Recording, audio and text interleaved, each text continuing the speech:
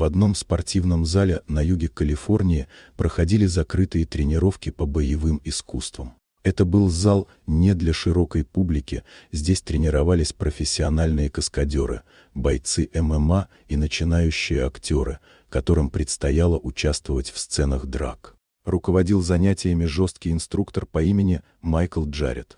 Его знали как требовательного наставника, который не жалел ни себя, ни учеников. Он не верил в жалость, часто переходил границы, особенно с новенькими.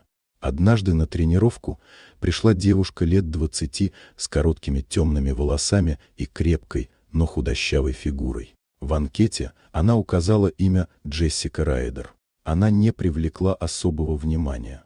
Майкл сразу поставил ее в спарринг с более опытной участницей, а затем решил сам проверить, на что новенькая способна.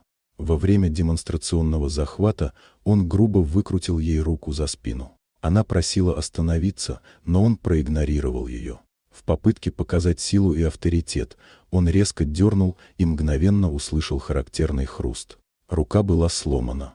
Девушка побледнела и с трудом вышла из зала, не устраивая сцены. Майкл остался раздраженным, но не слишком обеспокоенным. Ему казалось, что все сойдет с рук, как раньше.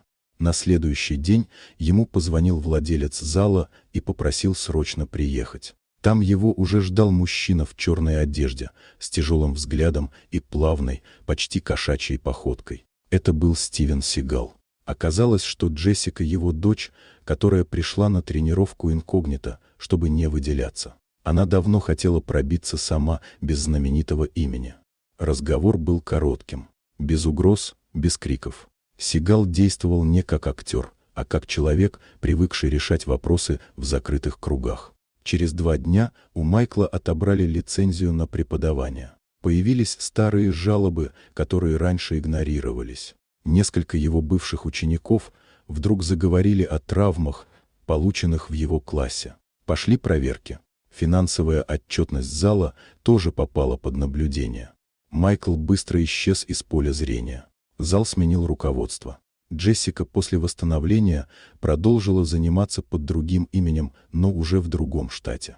Больше никто не пытался проверить ее на прочность. Слухи об инциденте разошлись быстро, хотя официальных заявлений так и не появилось.